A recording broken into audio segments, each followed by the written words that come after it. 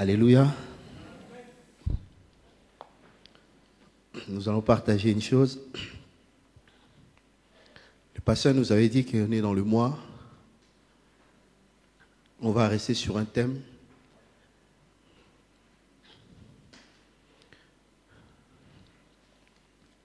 De la conversion à la maturité. Il nous a parlé dernièrement, c'est quoi la conversion? De la nouvelle naissance à la maturité. C'est quoi la nouvelle naissance? Il nous a donné l'exemple d'un docteur de la loi qui s'appelait Nicodème, qui était déjà âgé et qui a posé la question à Jésus. Comment moi qui suis déjà âgé pourrais-je naître de nouveau? Est-ce que je dois retourner encore dans le ventre de ma mère? Cela était impossible aux yeux des hommes. Et Jésus lui a expliqué que non, c'est le fait de recevoir celui qui est devant lui. Et aujourd'hui, on dira, c'est le fait d'accepter Jésus comme Sauveur et Seigneur. C'est notre nouvelle naissance. La sœur Délicia nous a fait comprendre que quand on est dans le Seigneur, c'est pas que la vie est devenue misérable. Parce que des fois, quand on regarde les chrétiens, comme mon collègue du travail me disait vendredi, il voulait me faire comprendre que les chrétiens, c'est comme si c'est des malheureux. On a tellement cherché dans le monde qu'on n'a rien trouvé. Et on vient se réfugier en Jésus.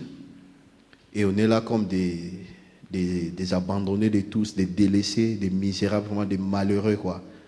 Que le monde même des fois a pitié de nous.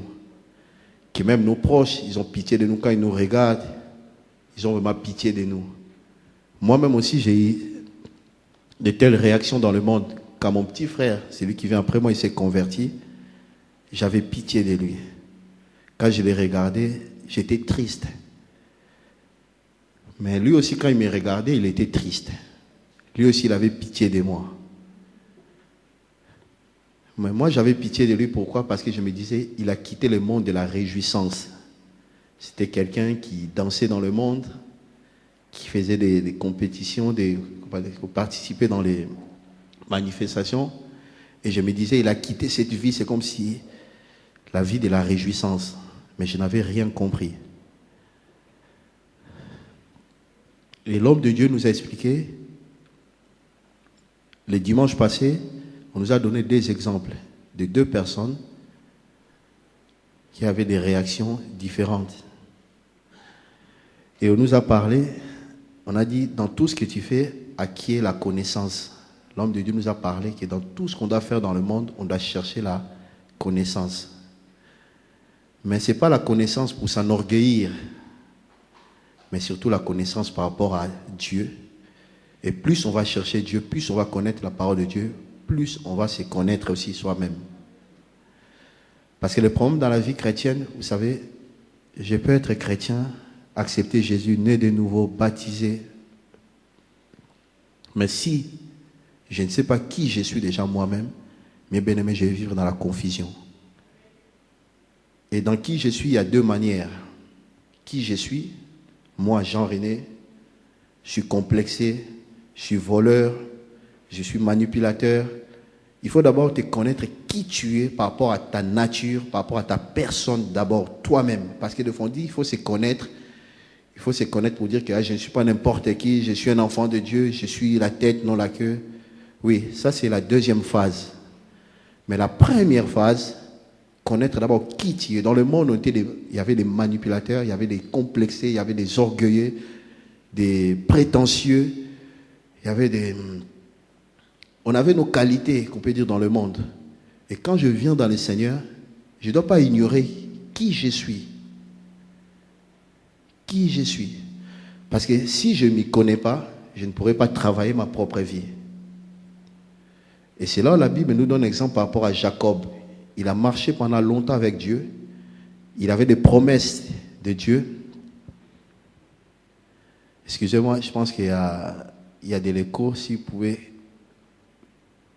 couper ça. Alléluia. Jacob, il a marché pendant longtemps, il avait la promesse de Dieu. Et c'était un grand manipulateur. Et il était très, très intelligent. quelqu'un qui raisonnait, qui réfléchissait. On peut dire qu'il méditait. Il pouvait se retirer dans son coin et il médite. Comme les Congolais peuvent dire, un bouliste. En fait, il boulait beaucoup, quoi. Les types. Il réfléchissait bien, Jacob. Mais il avait un problème avec son frère Ésaü. Et la promesse de Dieu ne pouvait s'accomplir par rapport à son état. Bien-aimé, vous savez, la grâce de Dieu est là, l'onction est là. Tu peux aller de l'avant, tu peux monter. Mais si encore ton moi en toi, ta chute sera terrible. Et le diable ne va pas utiliser des choses que tu ne connais pas. Le diable va utiliser ta personnalité pour t'avoir. Le diable va utiliser ton propre moi pour t'avoir. C'est vrai, il peut passer par un frère, un inconnu, quelqu'un de ta famille. Mais c'est par rapport à ton tempérament, ta personnalité. Et Jacob, son problème, c'était son frère. Et Dieu lui avait promis beaucoup de choses. À un moment, il s'est dit, Seigneur, je souffre, j'ai passé 14 ans chez mon oncle. Maintenant, je dois retourner pour saisir l'héritage de Dieu. Et Jacob a fait des promesses à Dieu. Les promesses qu'on chemin sur son chemin de retour. Et c'est là qu'il a fait la rencontre avec Dieu. Comme nous tous le savons, Jacob a combattu avec Dieu. On dit Jacob a combattu. Nous aussi, dans notre marche chrétienne, nous combattons tous les jours avec Dieu. Bien-aimé, on peut dire qu'on combat pour saisir quelque chose, pour arracher quelque chose. Mais moi, je préfère dire qu'on combat par rapport à notre propre nature. Des fois, Dieu peut me reprocher, dit Jean-René, je vis qu'en toi, il y a l'orgueil. Il faut que tu abandonnes l'orgueil. Et il y a un combat qui s'engage entre moi et Dieu. Parce que par rapport à mon orgueil, ça me valorise. Quelque part, ça peut être aussi le carapace pour que les gens ne puissent pas me pénétrer, pour créer un peu de distance, de suspense. Et Dieu peut me reprendre par rapport à ça et je vais lutter avec Dieu. Tant que tu ne veux pas abandonner ton moi, ta nature, tu vas lutter avec Dieu. Et l'homme de Dieu, dimanche, nous a fait comprendre que tu peux rallonger les temps de Dieu comme tu peux raccourcir. Tant que Dieu me reproche par rapport à quelque chose que je ne veux pas abandonner, bien aimé, Jacob, c'était une nuit. Moi, ça peut être 1 mois, 2 mois, 3 mois. Tu es en train de lutter avec Dieu. Quelqu'un d'autre, ça peut être la cigarette. Dieu est en train de te reprendre que tu dois abandonner ça. Bien aimé, ça te fait du bien. Tu sais que fumer, moi j'ai fumé dans le monde. Tu sais, fumer, ça, des fois, c'était une façon de frimer. Moi, c'était une façon de frimer aussi.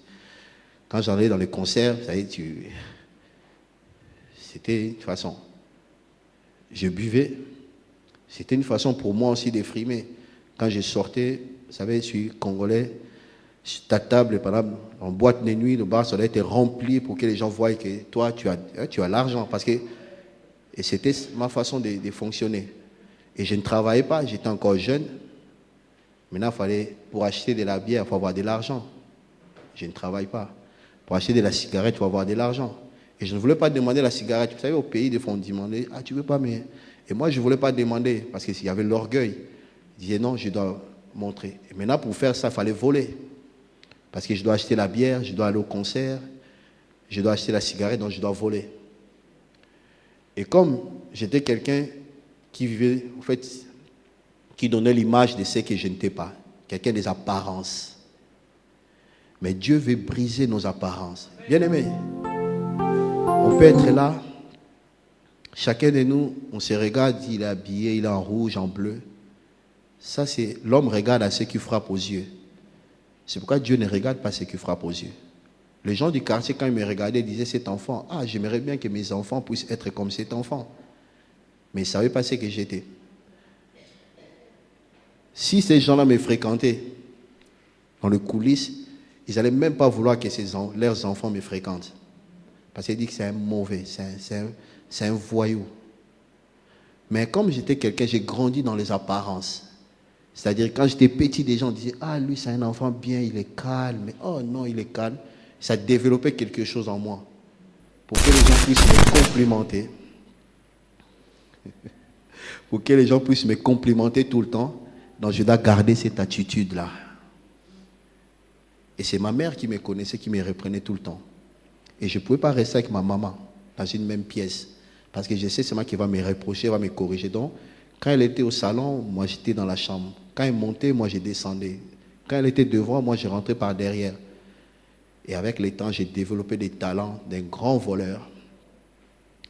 Où il suffit de réfléchir, je sais où peut se trouver de l'argent. Que la réflexion, je peux rentrer dans une pièce. Et quand je me suis converti, c'était maintenant un grand travail avec Dieu. Parce qu'il faut abandonner le vol, la cigarette, la boisson. C'était bien, j'ai abandonné parce que c'était des choses qui frappaient à l'œil. Si j'essaie de boire, on va me voir.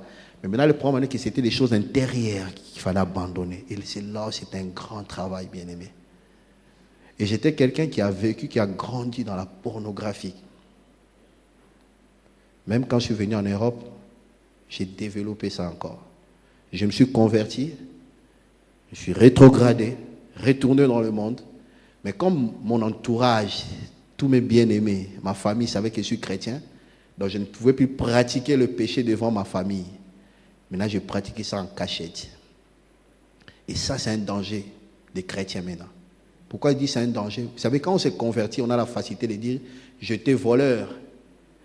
Mais quand on fait des années dans le Seigneur, on ne dit plus, on ne parle plus.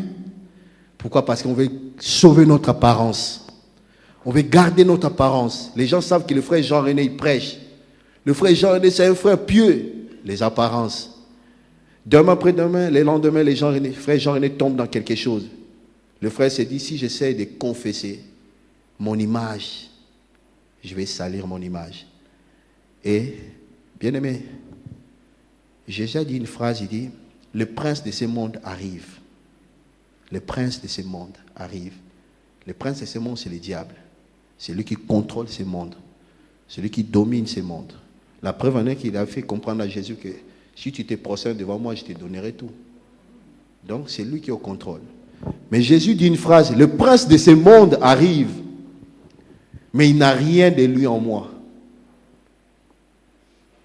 Bien-aimé, chaque élément qui est en nous, qui appartient au diable, le diable va nous tenir en laisse par rapport à ça. Quel que soit nos nombres d'années dans le Seigneur. Je peux faire 10 ans, je vais loin. Il va me laisser. Tu montes, tu deviens public, connu, tu montes. Un prédicateur renommé. Mais ta chute. Parce que s'il te frappe aujourd'hui, il n'y a que toi. Il te laisse d'abord parce qu'il sait que le jour où il te frappera, tu vas amener des âmes avec toi. Et beaucoup de gens vont abandonner le Seigneur. Ils vont dire que c'est plus la peine de prier. Et là, le diable a réussi. Des fois, il nous laisse. Dans le combat, la lutte, c'est tous les jours, bien aimé. La vie chrétienne, comme un homme de Dieu avait donné un exemple, c'est comme, tu vois, les marches d'escalier. Dans la vie chrétienne, on est en Jésus. Je suis là. Ma nouvelle naissance, je monte. Je monte. Ma maturité, je monte. Je deviens vieux dans le Seigneur. Mais le problème est que dans la vie chrétienne, on ne reste pas. Quand on atteint le sommet, on ne reste pas. On commence à descendre. On commence à descendre encore. Et quand on arrive encore au plus bas, on reprend la marche. C'est ça la marche chrétienne. Les jours où tu resteras au sommet, ça sera aussi ta chute. Parce qu'être au sommet pour dire que j'ai déjà tout appris, il n'y a rien à apprendre. Dans la vie chrétienne, quand tu arrives au sommet, et il faut commencer à descendre. Descendre maintenant, c'est quoi? Tu deviens de plus en plus humble. Pour dire que je sais d'où il m'a tiré. Je sais qui j'étais avant. Alors, je dois me rabaisser. Alléluia. C'est pourquoi aujourd'hui, je vais parler de la marche vers. Vers, 3 points, c'est toi qui rajoutes après. La marche chrétienne, la marche vers ta maturité, la marche vers ta nouvelle naissance, la marche vers ton changement, la marche vers ta guérison, la marche vers ta délivrance, la marche rajoute tout ce que tu veux. La marche vers 3 points. Tu rajoutes ce que toi-même tu ressens. Vers ta prospérité. Vers ce que tu veux. La marche vers. Et je veux parler d'un homme qu'on connaît. On l'appelle aujourd'hui, on dit l'apôtre Paul. L'apôtre Paul. L'apôtre Paul, c'était quelqu'un qui avait une connaissance, qui a étudié auprès de Gamaliel. C'était un grand formateur, connu. Et c'était quelqu'un qui a été bien formé. Il a reçu une base. Il était, par rapport à tout ce qui est de la loi, il maîtrisait la loi. Et c'était quelqu'un qui a combattu les chrétiens. En combattant les chrétiens, d'après lui, il servait Dieu. Parce que les autres, ils avaient la doctrine de Jésus-Christ. Et lui, il était auprès des pharisiens. Pour eux, Jésus, c'est un imposteur. Jésus, c'est un imposteur. C'est quelqu'un qui est venu s'aimer le trouble parmi nous. Alors, toute personne qui sert Jésus doit être mise de côté. Et cet homme, il était pieux dans sa marche. Il était fort. Il recevait l'ordre de persécuter les chrétiens. C'est lui qu'on appelle aujourd'hui l'apôtre Paul. D'après lui, il servait Dieu. Dans ce qu'il faisait, il servait Dieu. Il était sincère. Bien aimé, tu peux être sincère, mais avoir sincèrement tort. Dans ta sincérité, tu as tort. Je peux donner un exemple, c'est moi qui je donne souvent. Je suis à Brunois, je dois aller à Creil. Je me présente à la gare de Brunois, je prends le RRD qui va vers Malesherbes.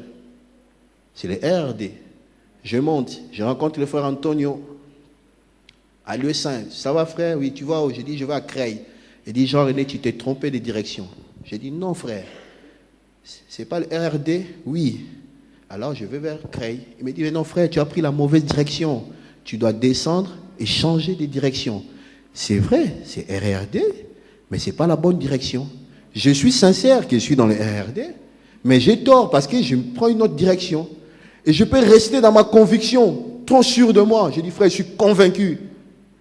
Je vais perdre beaucoup de choses. Je vais perdre le temps, parce que je vais arriver à Malesherbes, je me rends compte que ce n'était pas ça, je vais changer, oui. Après, je vais prendre l'autre direction pour me retrouver à Creil. Mais bien aimé, j'ai perdu du temps. Je suis convaincu, la conviction, c'est que les chrétiens déclarent souvent la conviction.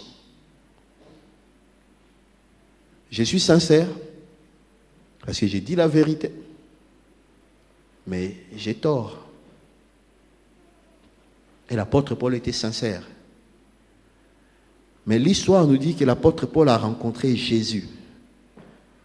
Sur sa route, comme nous tous, dans notre parcours, nous avons rencontré Jésus. Et Jésus s'est révélé. Ce qui m'impressionne aussi dans ces versets, Jésus lui dit, pourquoi me persécutes-tu? L'apôtre Paul ne persécutait pas Jésus. Jésus n'était plus là. Jésus n'existait plus parmi les humains. Mais il dit, pourquoi me persécutes-tu? Ça, je voulais nous encourager ceux-là qui sont en Jésus. Bien aimé, quand quelqu'un est en train de te combattre, ça, il faut avoir pitié de cette personne. Parce que cette personne ne te combat pas, combat Dieu. Parce que l'apôtre Paul était en train de combattre les Pierre, les Étienne, les disciples de Jésus. Mais quand Jésus s'est révélé à l'apôtre Paul, il dit, pourquoi me persécutes-tu? Personne ne peut combattre avec Dieu et vaincre et gagner. Depuis la création du monde, personne ne peut gagner Dieu. Quand quelqu'un est en train de te faire du mal, que ce soit dans ta famille, au boulot, sur ton parcours, à l'école, il faut avoir pitié de cette personne. Parce que la personne ne sait pas à qui elle a affaire. Elle est en train de combattre Dieu. Et Dieu, on ne peut jamais le vaincre. Et comme toi tu es en Dieu, on ne peut pas te vaincre. Et l'apôtre Paul pose la question, qui es-tu, Seigneur? L'apôtre Paul qui ne connaissait pas Jésus me dit, qui es-tu, Seigneur? Et Jésus se présente. Bien aimé, quand Jésus vient vers toi, il se présente toujours. Tu ne peux jamais recevoir Jésus sans le connaître. Il se présente toujours. Il se présente à l'apôtre Paul. L'apôtre Paul reçoit Jésus. Et ce qui est marquant encore dans l'histoire, on nous dit que l'apôtre Paul est resté aveugle. Et Dieu va lui parler, il dit, va dans tel endroit, il y aura quelqu'un qui va s'occuper de toi.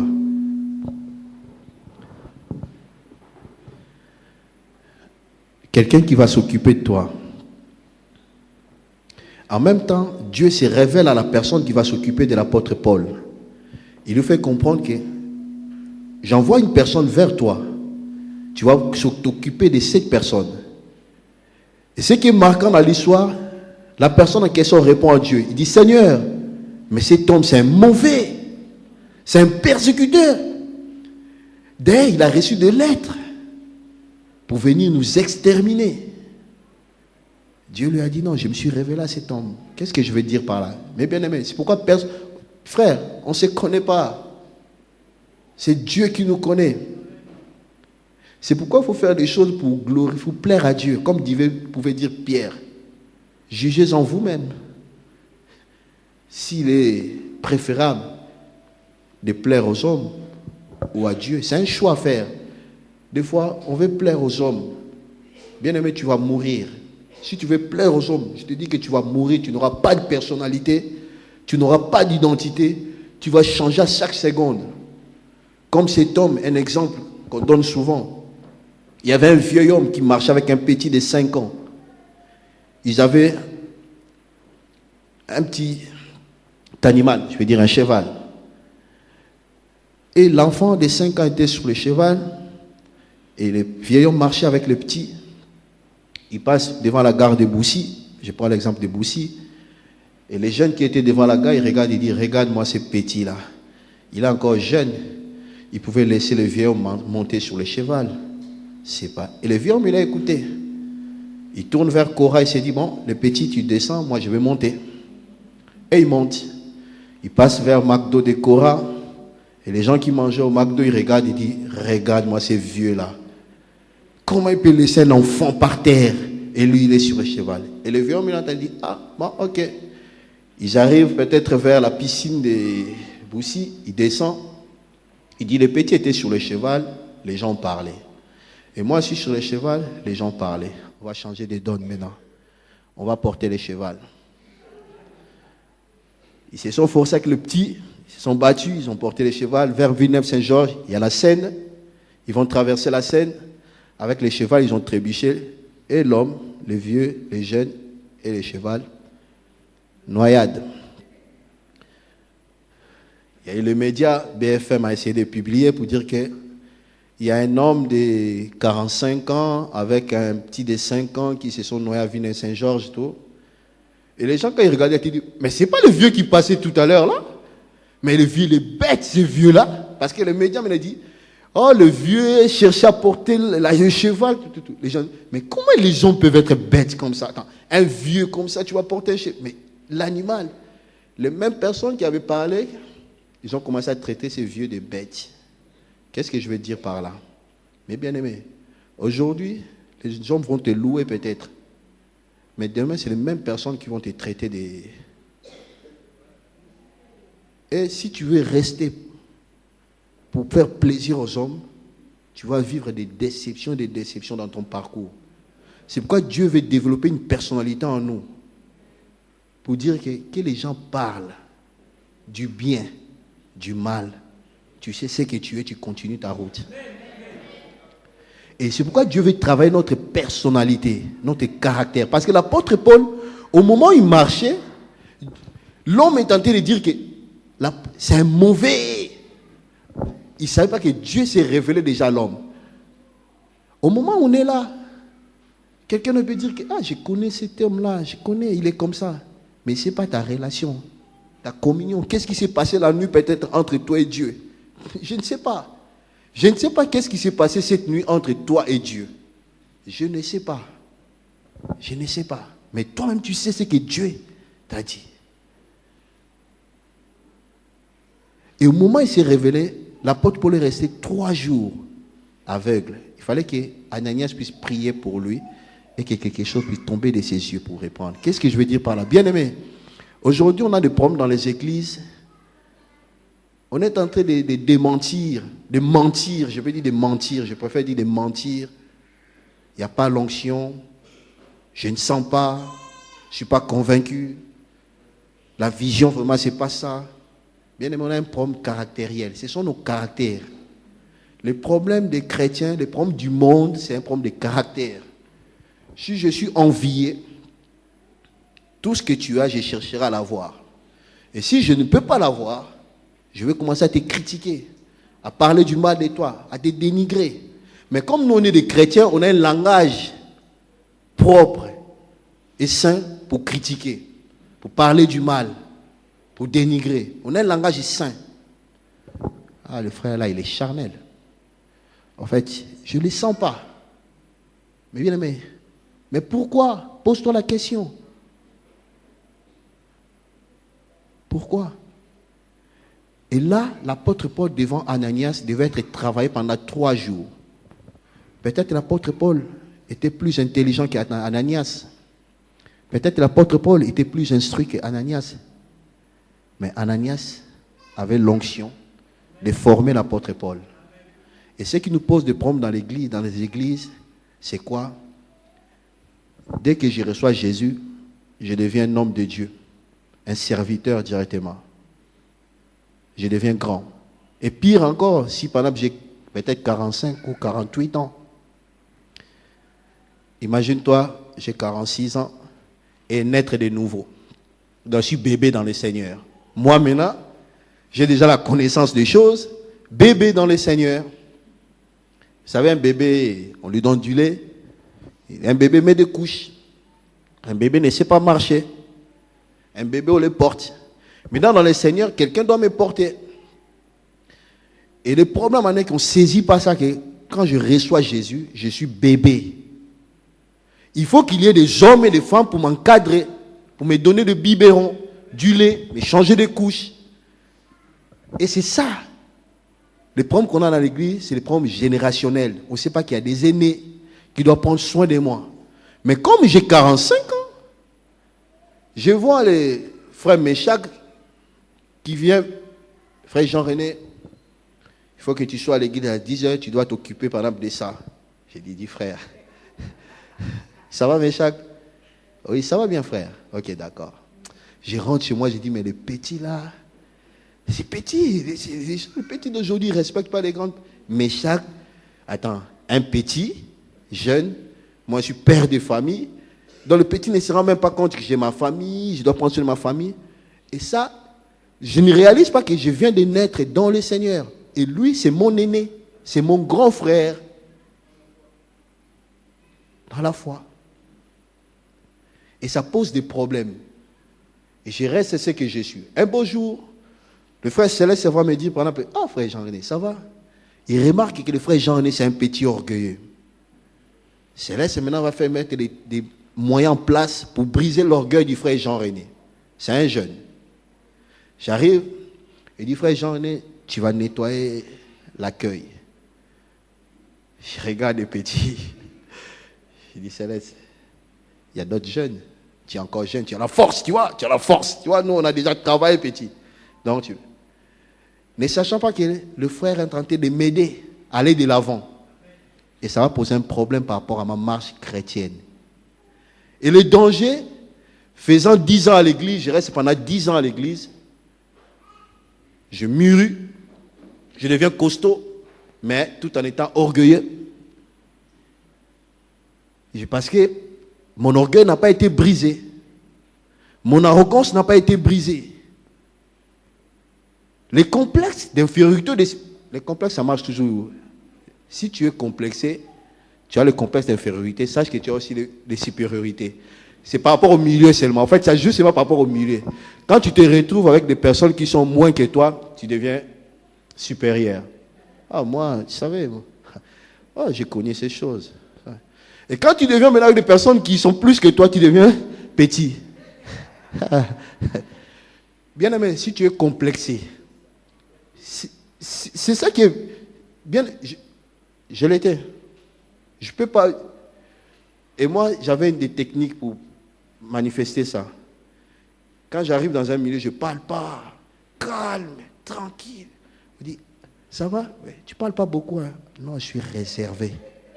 Je suis réservé. Je ne suis pas timide. On dit, oh, tu es timide? Il dit, non, je ne suis pas timide.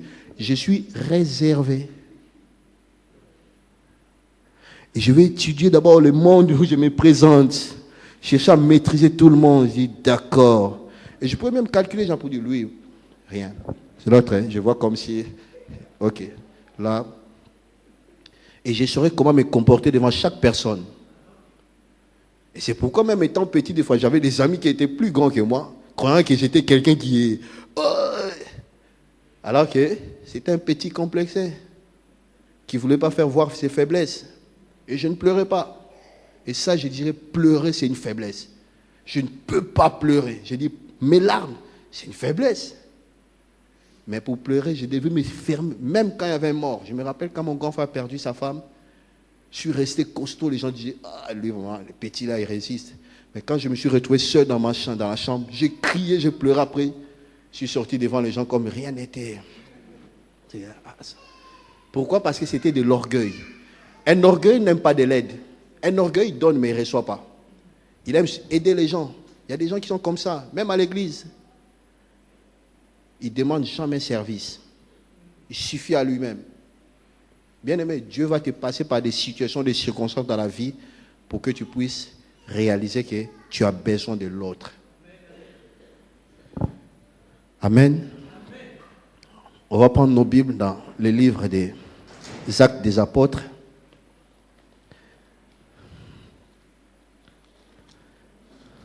Actes, chapitre 9. Je vais lire, après on va...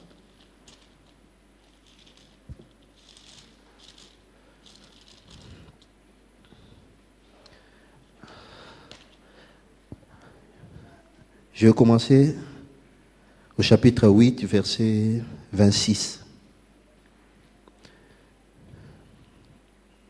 Un ange du Seigneur, Actes chapitre 8, verset 26. Un ange du Seigneur s'adressant à Philippe, lui dit, « Lève-toi et va du côté du Midi, sur le chemin qui descend de Jérusalem à Gaza. C'est lui qui est désert. » Il se leva et partit, et voici un Éthiopien, un eunuque, ministre des Cadences, reine d'Éthiopie, et surintendant de tous ses trésors, venu à Jérusalem pour adorer. S'en retourner, assis sur son char, et il lisait les prophètes Ésaïe. L'Esprit dit à Philippe, « Avance et approche-toi de ces chars. » Philippe accourut et entendit l'Éthiopien qui lisait les livres, les prophètes Ésaïe. Il lui dit, « Comprends-tu ce que tu lis ?» Il répondit, « Comment le pourrais-je si quelqu'un ne me guide ?» Et il invita Philippe à monter et à s'asseoir avec lui. Le passage de l'Écriture qu'il lisait était celui-ci. Il a été mené comme une brebis à la boucherie, et comme un agneau muet devant celui qui l'étend. Il n'a point ouvert la bouche. Dans son humiliation, son jugement a été levé, et sa postérité qui la dépeindra, car sa vie a été retranchée de la terre. L'eunuque dit à Philippe, « Je te prie, de qui les prophètes parlent-ils ainsi? Est-ce de lui-même ou de quelqu'un d'autre? » Alors Philippe ouvra la bouche et commença par ces passages, lui annonça la bonne nouvelle de Jésus. Comme ils continuaient leur chemin, ils rencontrèrent de l'eau et l'eunuque dit, « Voici de l'eau. Qu'est-ce qui empêche que je ne sois baptisé? » Philippe dit, « Si tu crois de tout ton cœur, cela est possible. » L'eunuque répondit, « Je crois que Jésus-Christ est le Fils de Dieu. » Il fit arrêter les chars. Philippe et l'eunuque descendirent tous deux dans l'eau, et Philippe baptisa l'eunuque. Quand ils furent sortis de l'eau, l'Esprit du Seigneur enleva Philippe. Amen. On parle de deux personnes, de l'eunuque et de Philippe. Quelqu'un qui prend soin de l'autre.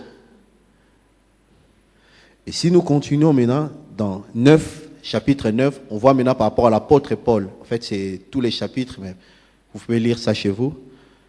De l'apôtre Paul, comment il a fait la rencontre avec Jésus-Christ. Et comment Ananias s'est occupé de Paul. On voit deux personnes. Il y a l'autre, Philippe, qui va aller vers l'autre. Et à l'autre, c'est l'apôtre Paul, Saul, qui a été touché par Dieu, et Ananias qui vient pour prendre soin de lui. Dans la marche chrétienne, mes bien-aimés, Dieu met toujours quelqu'un à côté de nous. Mais des fois, le problème, on ne saisit pas. On ne saisit pas la personne que Dieu utilise pour mon élévation, pour mon avancement, pour mon épanouissement dans ma marche chrétienne. Et c'est ça qui cause des problèmes aujourd'hui. Il y a plusieurs exemples. Si on rentre dans 2 Rois 5, et là encore, on voit encore, il y avait une jeune fille esclave chez un général, Naaman. Cet homme, c'est un homme de guerre. Quand il passait, il avait des honneurs. Les gens pouvaient dire peut-être, ah, j'aimerais bien être comme Naaman. J'aimerais bien. Ah non, comment il est honoré. Mais c'est que les gens ne savaient pas que cet homme avait la lèpre. Et les gens regardaient ses habits de généraux, des galons, peut-être des médailles que cet homme mettait. Les gens l'enviaient. Les gens voulaient être comme lui. Mais ne savaient pas que cet homme avait une tache. C'était la lèpre. Et la fille esclave qui est à côté de cet homme, elle a déclaré seulement une parole. Il dit, oh, si cet homme pouvait aller voir le prophète.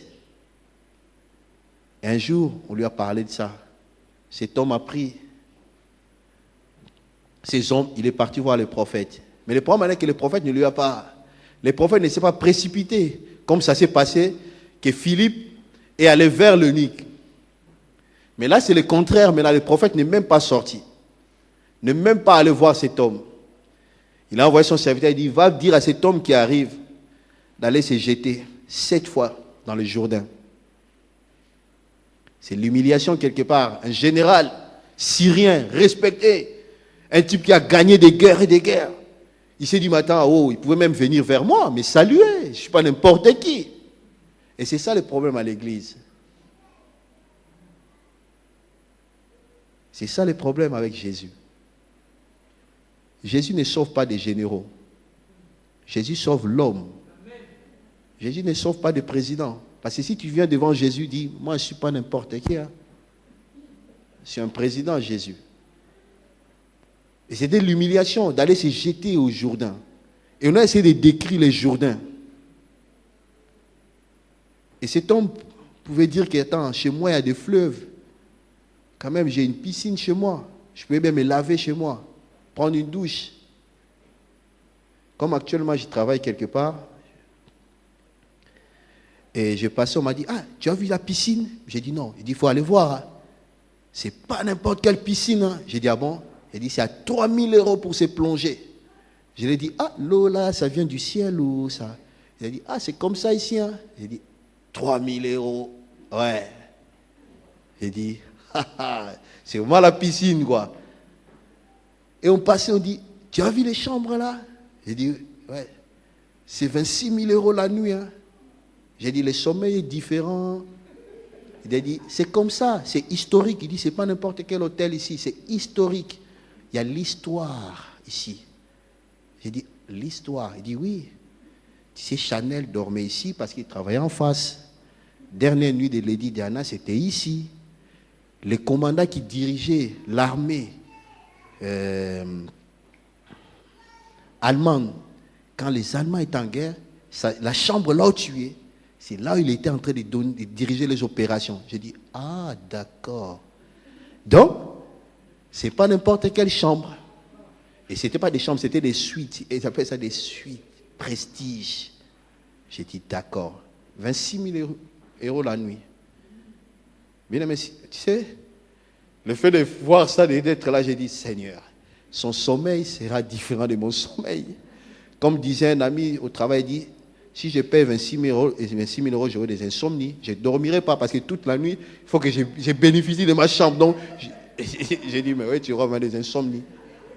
Mais imagine-toi quelqu'un qui dort dans cet hôtel. La dame travaillait en face, donc il dormait là-bas. Maintenant, il vient à l'église ici, l'apôtre William lui dit, bon, tu seras à l'accueil c'est toi qui vas recevoir les gens. Ou bien c'est toi qui vas faire le nettoyage. Bien aimé, c'est pas n'importe qui, il paye une chambre de 26 000 euros et il ne dort pas une nuit. En fait, il vit là-bas. La personne vit. Et je me suis posé la question, je dis, cette personne, mais les bâtiments qui sont là, ça lui appartient. Il dit oui. J'ai dit, mais pourquoi ne pas construire la même chambre dans son bâtiment et rester là-bas? Ils ont dit non, en fait, c'était Chanel, c'était ça. Il travaillait en face et il dormait là. Donc, bon, dans ce temps-là, ce n'était pas 26 000 euros. Mais c'était quand même cher par rapport à son époque. Maintenant, quelqu'un de comme ça s'est converti. On lui dit, va te jeter 7 fois à Villeneuve-Saint-Georges, dans la Seine. Tu vois la Seine? 7 fois. Et Dieu va te sauver. Tu sais, la personne peut t'insulter pour dire que c'est un marabout. Et c'est pourquoi j'aime des fois l'Ancien Testament. Parce que l'Ancien Testament, les choses étaient concrètes. Tu sais, aujourd'hui, on est dans le temps de la grâce. Aujourd'hui, les choses se passent comme si dans l'esprit, dans l'invisible. Dans l'Ancien Testament, ils sont sortis de l'Égypte, ils vivaient tous ensemble. Il y avait des tentes. Et quand quelqu'un péchait, les gens étaient au courant que tu as péché. Pourquoi? Parce que Dieu avait donné des choses que quand tu pêches, tu dois ramener un pigeon, une bête. Donc quand on voit un papa qui sort de sa maison avec peut-être un agneau, les gens disent ah! Et les gens pouvaient imaginer quel genre de péché. Vous savez, Dieu avait donné des consignes dans l'Ancien Testament. Il dit, tu ramènes tourterelle, agneau, tout. Et maintenant, le problème est que les sacrifices ne se faisaient pas chez toi. Comme aujourd'hui, quand je pêche, je rentre chez moi, Seigneur, pardonne-moi, tout. Non, dans ma chambre. Non, dans l'Ancien Testament, ce n'était pas comme ça. Dans l'Ancien Testament, ils ont des tentes. Ma tante, la tente de Jean-René se trouve peut-être vers Carré-Sénard. Et Moïse, sa tente est ici. La tente d'assignation, c'est ici. Donc Jean-René va marcher de Carré-Sénat jusqu'à ici avec la bête. Il vient. Maintenant, il y a le frère Antonio qui sort de sa tente. Il dit, ça va Jean-René? Ça va. Il rentre, il dit à la sœur Brigitte, j'ai vu le frère Jean-René. La sœur Brigitte, on peut dire, bonjour papa. Ah, bonjour. Parce que je dois rencontrer Moïse. Parce que, bien aimé, Jésus est bon, hein? Jésus est bien. Mais dans sa bonté-là, des fois, ça ne nous rend pas service. Parce que aujourd'hui, je peux pécher. Personne n'essaie non courant. Je rentre chez moi dans ma chambre. Je me mets à genoux. Seigneur, pardonne-moi. Ah, pardonne-moi, Dieu. Et Dieu te pardonne. C'est tellement simple que les gens ne veulent pas croire. Les gens aiment les choses qui impressionnent. Aujourd'hui, je change. Tu peux créer ta doctrine et les gens vont te suivre. Bien aimé. Les gens peuvent parler qui disent, frère, là, c'est un démoniaque. Mais il y aura toujours des adeptes qui vont te suivre. Le monde est comme ça. Bien aimé. On peut même dire que le frère, tu vois les frères là, c'est un vrai. Même mon petit frère, bien ma femme peut venir témoigner. Je le vois quand il fait des incantations. C'est un mauvais, il ne faut pas le suivre. J'aurai toujours des adeptes. Bien aimé. Parce qu'il y a d'autres personnes qui suivent par intérêt. Si je suis Jean-René, j'aurai des postes. Si je suis Jean-René, quand il va monter, je vais monter. Comme ça, j'aurai de l'argent. Ok, donc je m'accroche. Donc chacun, bien aimé, chacun. Et là, Naaman, l'homme de Dieu lui dit, va te jeter. Il ne veut même pas le voir. Hein. Pas de rencontres, pas de contacts. Bien aimé, Dieu travaille d'une manière. Dieu travaille, en fait, différemment avec chaque personne. Mais le problème est que moi, je veux que Dieu travaille avec moi comme il travaille avec le frère Antonio. Mais moi, je ne suis pas le frère Antonio. On n'a pas le même caractère. Peut-être le frère Antonio, c'est un frère simple dans sa vie. Et Dieu va travailler dans sa simplicité. Le frère Jean, c'est un frère compliqué, bizarre. Et Dieu va bien vraiment travailler avec toi dans la complication pour bien te briser. Et il y a un verset, on nous dit que quand Salomon construisait les temples, et ça m'a fait du bien. On dit que quand il ramenait des pierres, il n'y avait pas de bruit. Pas de bruit. Quand il posait des pierres pour construire les temples de Dieu. Et plus là, on nous dit que dans la montagne, c'est là où on taillait les pierres. Et je me suis posé une question. On va réfléchir tous ensemble. Une pierre taillée, donc ça va s'emboîter, parce qu'ils étaient en train d'emboîter. Donc ils ramènent la pierre, la pierre arrive, ils veulent poser la pierre, et la pierre ne correspond pas. Est-ce qu'ils vont encore porter cette pierre pour aller encore sur la montagne? Ils vont prendre la pierre, ils vont le mettre de côté. Et pourquoi? Ça, c'est la vie chrétienne. La Bible nous dit on est des pierres. Et on construit la maison de Dieu. On est la maison de Dieu. Qu'est-ce que ça veut dire par là? Sur la montagne, personne ne te voit. Bien aimé, tout ce que tu fais avec Dieu, personne ne te voit. Tu es dans le temps peut-être de préparation, de formation, d'anonymat. Sur la montagne, toi seul avec ton Dieu, il est en train de te tailler, de te briser, de te travailler. Et nous, on ne voit pas. Et après, il va te présenter devant les gens. Et tu es une pierre vivante dans la maison de Dieu. Et les gens vont commencer à te voir maintenant. Ils vont dire, hey, j'aimerais bien être comme la sœur Aline. Ah! Mais maintenant, si la sœur Aline vient et te dit, tu veux être comme moi? Oui. Alors, tout ce que j'ai vécu pour devenir ce que tu vois, je te donne. Vis ça. Tu vas dire, oh, il n'y a pas de problème. Explique. Et commence à t'expliquer. Après, tu dis, ah non, sœur, ça c'était toi, sœur. Ah, mais tu sais, Dieu travaille différemment avec les gens. Mais tu veux être comme elle. Mais accepte. C'est par là qu'elle est passée pour devenir ce que tu vois. Donc, cette pierre que tu vois dans la maison, dans l'édifice de Dieu, a été taillée quelque part. Et aujourd'hui, maintenant, cette pierre peut être là, ne rien dire, mais reflète toujours quelque chose. Ce que je veux dire par là, mes bien-aimés, la maturité, c'est pas comme ça. Je donne souvent l'exemple de nos enfants. Ceux-là qui ont des enfants, tu vois comment tes enfants grandissent. Au départ, c'est toi qui leur apprends des choses. Arrivé à un moment, ils vont te corriger. Et moi, des fois, quand je parle, quand je fais, mais il est parti. Ma fille me dit, non, papa, c'est une fille. Des fois, je ne saisis pas vite. J'ai dit, mais il dit, en fait, j'ai dit il. Il ne fallait pas dire il, il fallait dire elle. Je regarde, j'ai dit, la petite là. Tu sais, des fois même, l'orgueil peut prendre place. Il veut me dire, va là-bas. Mais après, tu vois, je rigole, je m'a dit. Et elle est derrière moi. Elle est plus. Des fois, je suis là, je dis. Quand je me retire dans mon coin, je rigole, je dis, Seigneur. Et c'est comme ça dans la vie chrétienne. Et c'est un danger pour les aînés. Pourquoi? Parce que ceux-là qui naissent dans le Seigneur, vous savez, ils sont sensibles. C'est comme si tu conduisais avec quelqu'un qui vient d'avoir un permis. Je ne sais pas si vous avez déjà conduit avec quelqu'un qui vient d'avoir son permis, ou bien quelqu'un qui est à l'auto-école. La personne te corrige, te reproche. C'est pas comme ça qu'on tient le volant. Hein. Là, tu veux passer en troisième, il fallait passer, tu vois, les giratoires, c'est en deuxième. Ou bien le feu orange, tu veux passer quand même. Il te corrige. Des fois, il n'a même pas encore son permis. Et quand il va avoir son permis, c'est encore pire. Mais quand il va faire il aura la maîtrise, des mêmes erreurs, la personne va reproduire. Et ça, c'est un danger dans la vie chrétienne. C'est quoi? Un bébé spirituel peut corriger l'aîné. Et si l'aîné ne saisit pas, il va lui reprocher. Mais toi qui viens de te convertir, qu'est-ce que tu connais, toi? Ça fait 10 ans que je suis en Jésus. Bien aimé, ça peut être 50 ans que tu es en Jésus. On ne finit pas d'apprendre en Jésus. Et Paul, c'est ça. C'est quelque chose qui m'a marqué. Des Tarses. Saul des Tarses.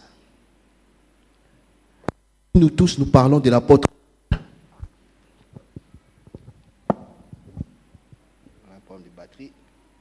Aujourd'hui, on parle tous de l'apôtre Paul. Mais cet homme, c'est un persécuteur. C'est pourquoi je veux dire que, quel que soit ton état, quelle que soit ta position, bien aimé, Dieu, quand il veut faire quelque chose avec toi, il ne regarde pas la vie de l'autre. C'est ta relation avec Dieu et c'est ta grâce avec Dieu. Chacun a sa grâce dans le Seigneur. Moi, pour avoir quelque chose, je peux faire 20 ans. Mais toi, peut-être en 2 mois, tu as la chose.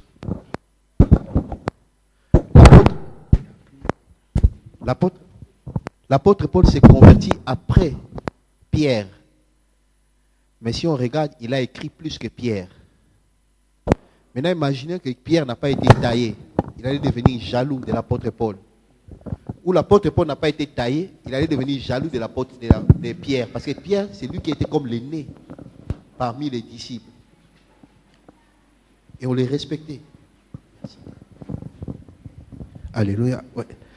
En fait, Pierre, c'est lui qui était comme l'aîné dans l'église de Jérusalem. Jérusalem, c'était comme leur maison mère. Il pouvait partir, mais de temps en temps. Et l'apôtre Paul était plus instruit que Pierre. Il a étudié plus que Pierre. Mais Pierre était comme son responsable. Ce que je voulais dire par là, mes bien-aimés, que chacun de nous s'examine. Bien-aimés, c'est vrai.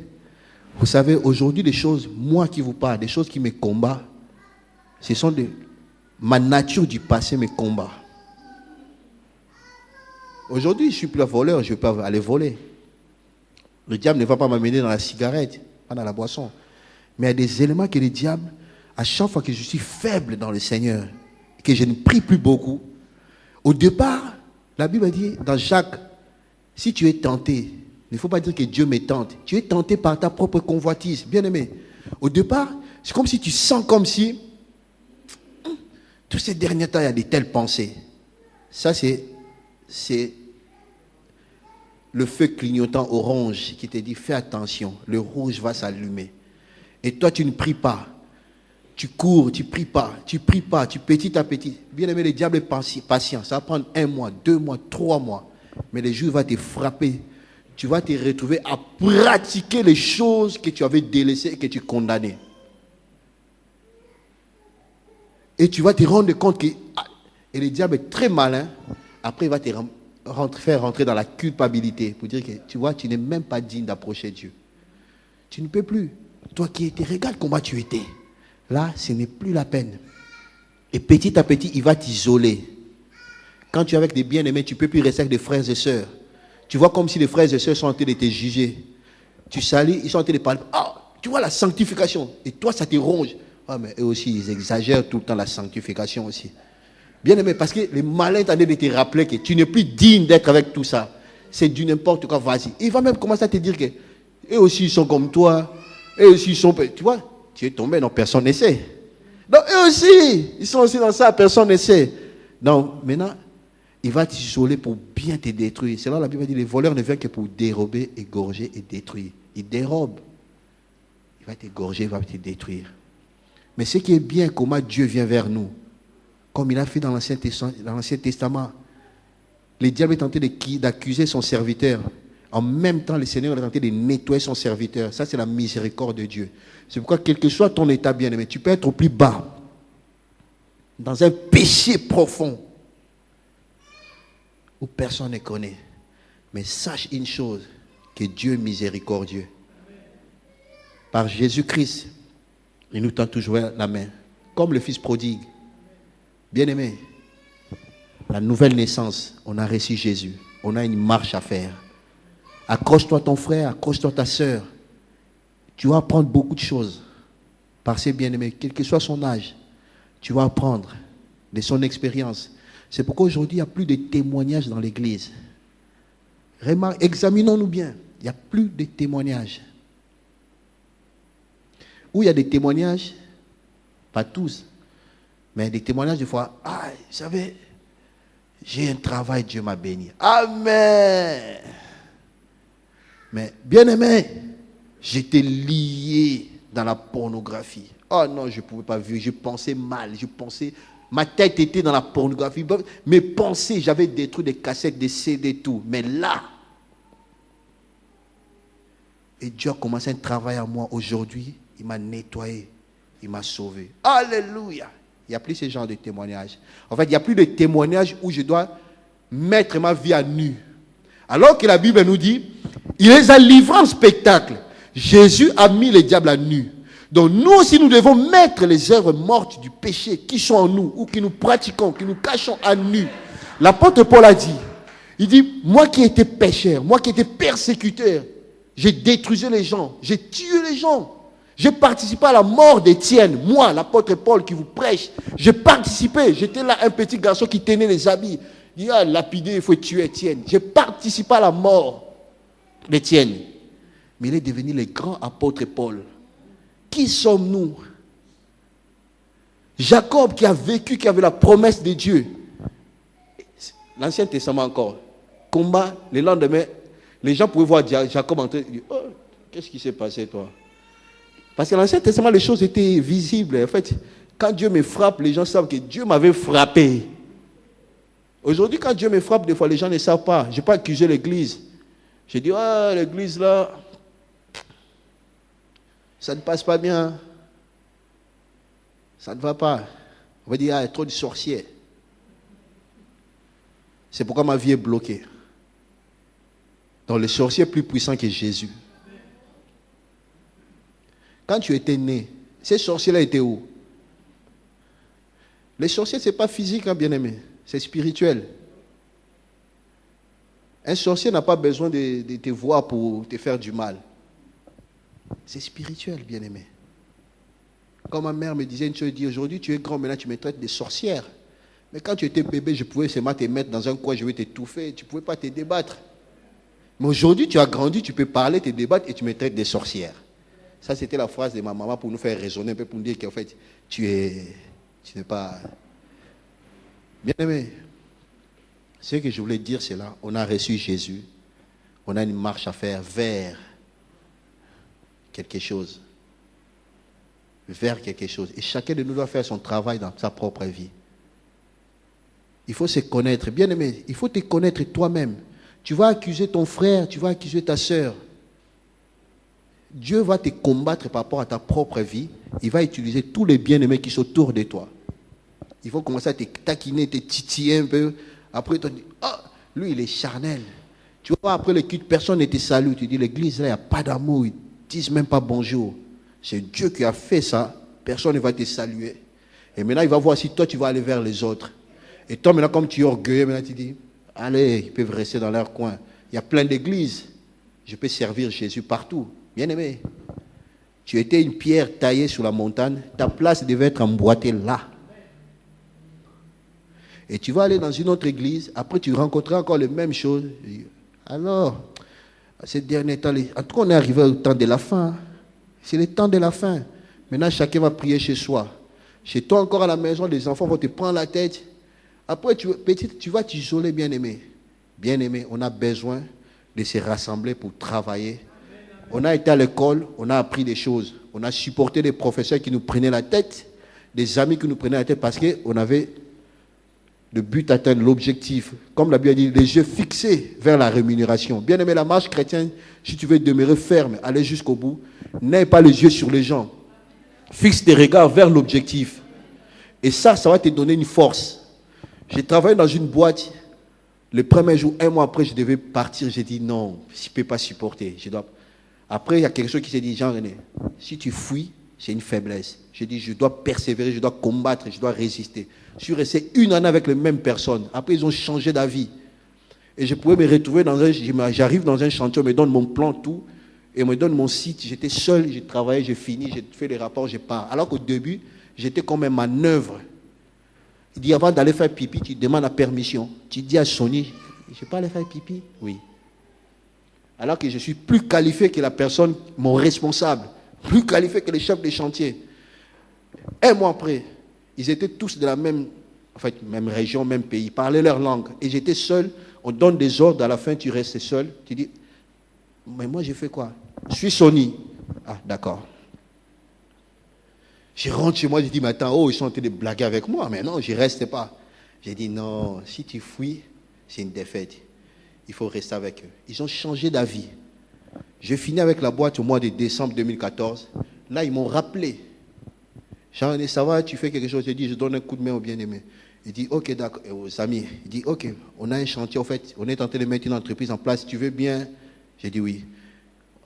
En fait, là, je suis en train de représenter une entreprise qui veut gagner un marché. Donc, si je travaille bien, cette entreprise va gagner le marché. Si je fais du n'importe quoi, il perd le marché. Donc, en fait, c'est moi qui suis... Ils ont mis une entreprise en place, une autre entreprise. C'est moi qui représente maintenant. Mais alors que c'est les mêmes personnes, bien aimées, tu vas rencontrer des difficultés, des choses. Fixe tes regards vers l'objectif. Fixe tes regards, ça va te donner une force. Fixe tes regards vers l'objectif. Ils peuvent te combattre, te mettre tes bâtons, te renverser, te piétiner, te critiquer, te dire tout ce que tu veux. Fixe tes regards. En fait, c'est une façon d'ignorer tout ça. En fait, c'est comme si ils sont invisibles, quoi. En fait, c'est comme s'ils sont en train de t'acclamer. Tes regards vers la rémunération. Tes regards vers la rémunération. Tu sais ce que Dieu t'a promis. Tu sais ce que tu as en Dieu. Fixe tes regards. Fixe tes regards. C'est ça que je voulais nous dire, Sema. On est né de nouveau, on a reçu Jésus, mais maintenant on a un travail à faire tous les jours. Chacun de nous, je parle de chacun avec son Dieu. On a un travail à faire pour la maturité. Pour la maturité, on a un travail à faire. Et le travail, c'est tous les jours. Même moi qui suis là, j'ai un travail à faire tous les jours. Je dois prendre soin de ma vie. Je dois tout faire pour que je ne puisse pas rester dans quelque chose. Je tombe, je pleure, je me relève, je continue ma marche. Pas facile, je m'accroche. Je me bats, je pleure. Je n'arrive pas à prier. Je dis, Seigneur, aide-moi, je n'arrive pas à prier. Ce n'est pas ma nature, ce n'est pas ma vie. Je ne veux pas être comme ça. Aide-moi. Ce n'est pas ma nature. Et Dieu est sincère. Quand tu es sincère avec ton Dieu, bien-aimé, Dieu te soutient toujours. Les gens vont parler, bien-aimé, ta vie chrétienne, le salut est personnel. C'est individuel. On ne va pas se présenter. Moi, je me présenterai devant Dieu. Il dit, frère Jean-René, pourquoi tu avais... Non, Jean-René. Jean-René, pourquoi tu avais abandonné Jésus? Il dit, Seigneur, moi, je t'aimais tellement. J'étais disposé. Mais cet homme-là, cet homme de Dieu, mauvais, voleur, égoïste, c'est à cause de lui que j'ai abandonné. Il dit, ah, c'est bien fait, puis très frère. Ah, tu as bien agi. Est-ce que c'est cet homme qui est mort sur la croix pour toi? Mais non. C'est lui qui a pris tes péchés. Mais non. C'est lui qui a versé son sang. Mais non. Bah, pourquoi tu m'as abandonné à cause de lui? Non, il m'a fatigué la tête, Seigneur. Il m'a fatigué la tête. Je dis non. Il dit d'accord. Merci, serviteur infidèle, mauvais, méchant. Tu peux aller là-bas. Et la même personne que tu critiquais, qui te disait mauvais, il a changé d'avis. Il s'est repenti. Il est devenu vrai. Si Dieu pouvait faire qu'on puisse se voir des fois, tu regardes les diables que tu traitais, il dit, il va au paradis. Et toi, qui pleurais, tu vois, oh, Jean-René. Moi, je préfère pas qu'il arrête, non. Je préfère aller là-bas. Seigneur, grâce. En fait, pour dire que, faisons attention. Ne vivons pas pour les hommes. Dieu nous met dans les situations. Je vous donne seulement l'exemple de Ananias et Paul.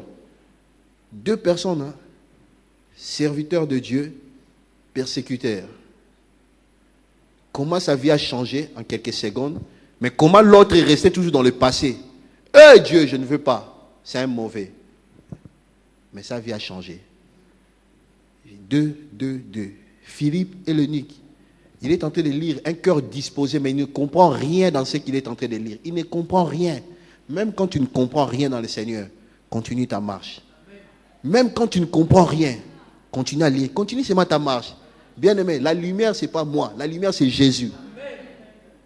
Il va t'éclairer. Bien-aimé, d'une manière ou d'une autre, il va t'éclairer.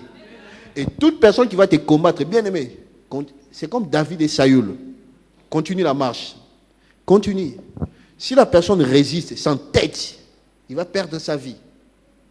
Si la personne est forte, vraiment costaud, robuste, il veut résister, il perdra sa vie. C'est quand même fort de dire ça, mais il perdra sa vie.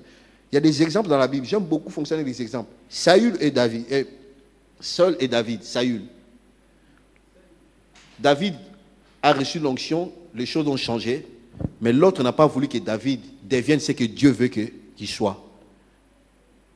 Et le moment venu, David pouvait l'éliminer. Mais David n'a pas voulu toucher. Je ne toucherai pas. Je ne le toucherai pas.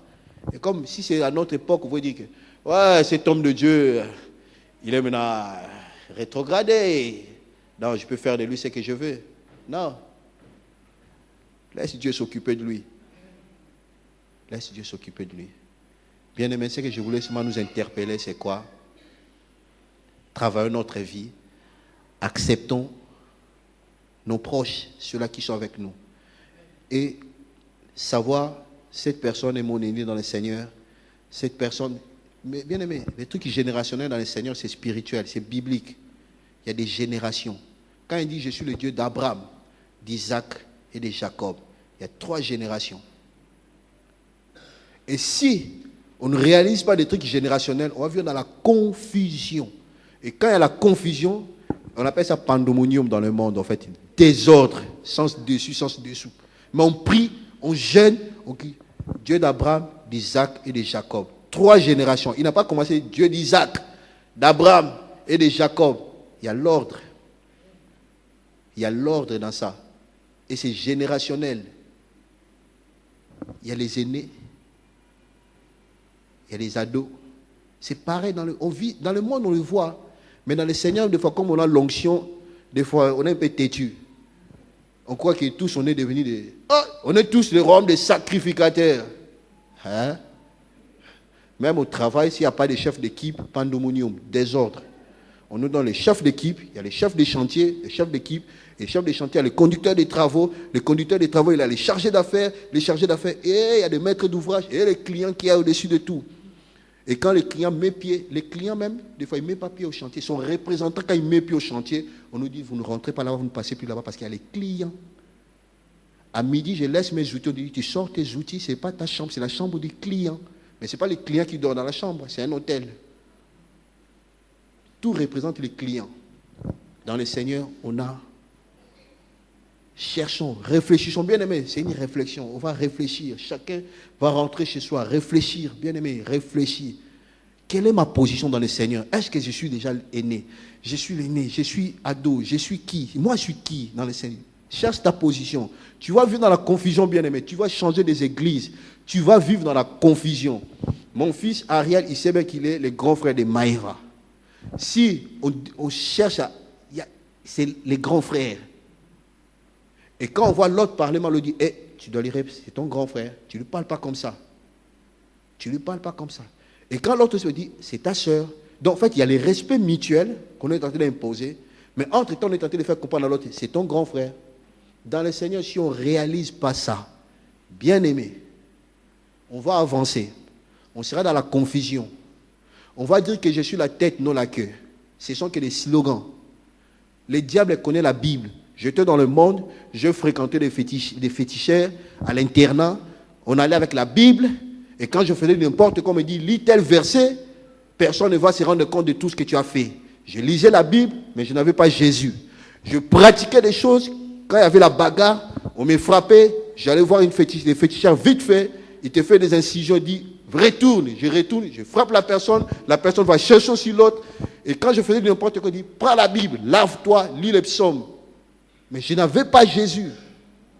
Bien aimé, je n'avais pas du tout Jésus. Donc en fait, pour dire que tu peux connaître des versets, déclarer ça du jour, tous les jours, tu parles qu'avec ça. Bien aimé, shalom. Je suis la tête, non la queue. Dieu est avec moi. Personne ne peut contre moi. 1000 à gauche, ils vont tomber. 10 000 à droite. Je ne serai jamais atteint. Bien aimé, c'est des slogans. Comme cette dame pouvait dire que je connais Paul. Vous qui êtes-vous? Vous êtes qui? Il les a frappés. Les diables vont nous fracasser. La confusion. Cherchons à savoir qui nous sommes, qui tu es. Quelle est ta position? Je n'ai pas dit qu'il y a des chefs, non. Je n'ai pas dit qu'il y a des chefs, il y a des sous-chefs. Non, il n'y a pas ça. Dans le Seigneur, il n'y a pas de chef.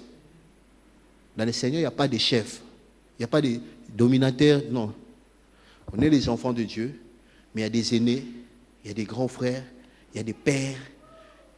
Et si vous voyez, quand l'eunuque a parlé à l'autre, la Bible nous dit que l'Esprit de Dieu l'a enlevé. En fait, pour dire que la gloire revienne à Dieu. La personne qui te forme, ce n'est pas sa gloire. À un moment, Dieu il va continuer sa mission ailleurs. Et toi, si tu continues ta mission ailleurs, apôtre Paul a pris sa route, Ananias a pris sa route. Salomon, ils ont bâti la maison avec Iran. Lui, il a ramené les matières premières. L'autre avait la vision. Ils ont bâti. Chacun a pris sa route. Chacun pourra finir tous par prendre sa route. La personne qui tu n'arrives pas à supporter va prendre sa route un jour. Et partout, tu témoigneras de cette personne. Dans notre vie, il y a des gens qui déposent des choses pour notre construction, pour notre croissance, pour notre savoir. Des bonnes ou des mauvaises. On apprend des choses. Donc voilà, en tout cas, c'est vrai, on écoute des messages, mais on doit prendre du temps pour réfléchir par rapport aux messages.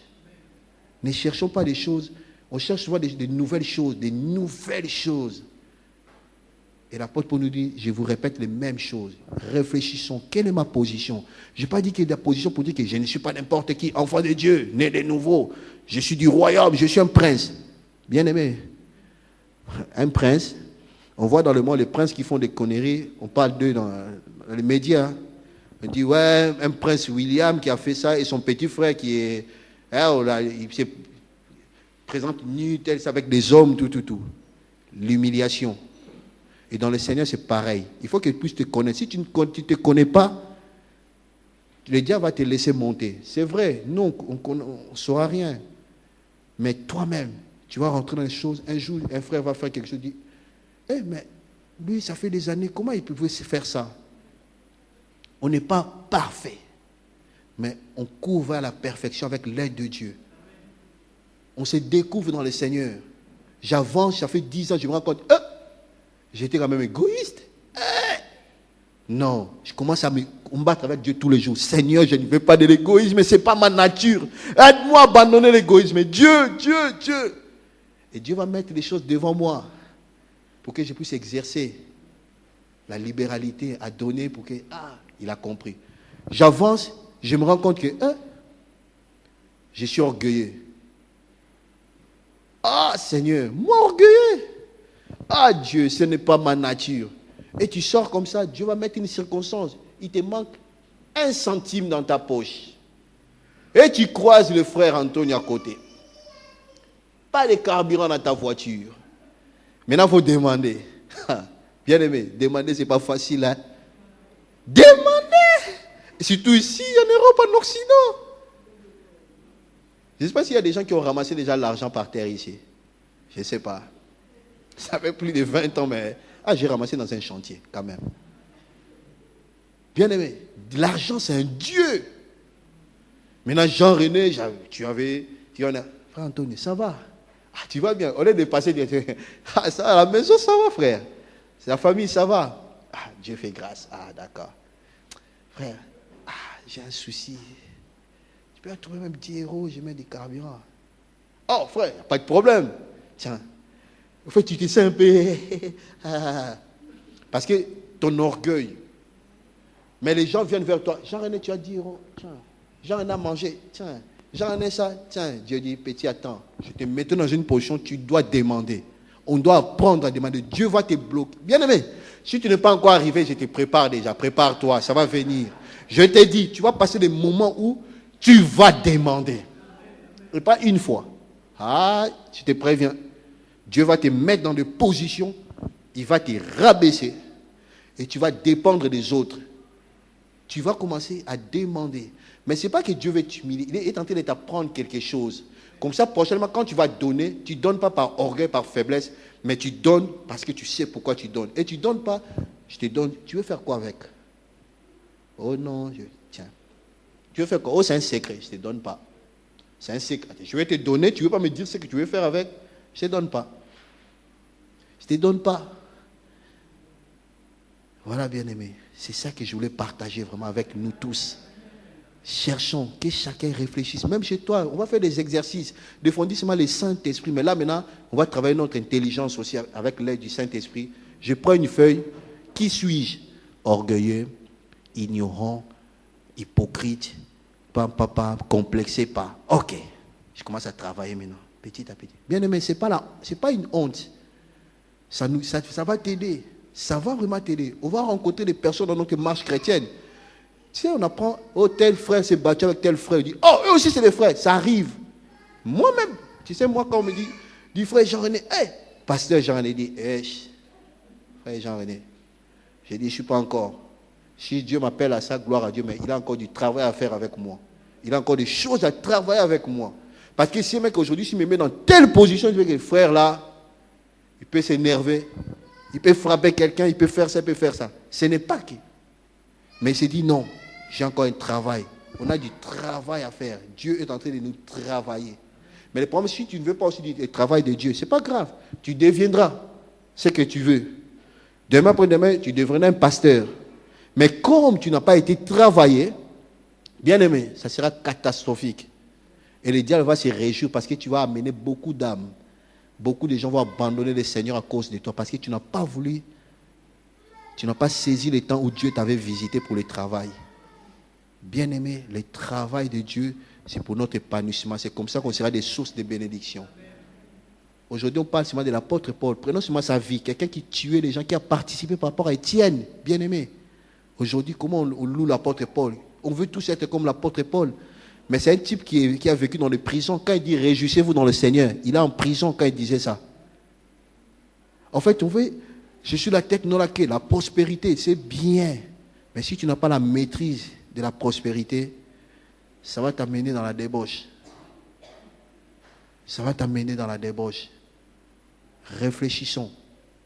Réfléchissons. La maturité, c'est pas seulement que je reçois Jésus, j'ai fait 10 ans à l'église, je connais les versets bibliques, je confesse, je déclare, je vais être mature, maîtrise de soi. Il y a beaucoup de choses à apprendre. On a beaucoup de choses. C'est un travail de toute la vie, jusqu'à la mort. On doit travailler, travailler et travailler. Amen. Amen. Que le Seigneur vous bénisse. Merci.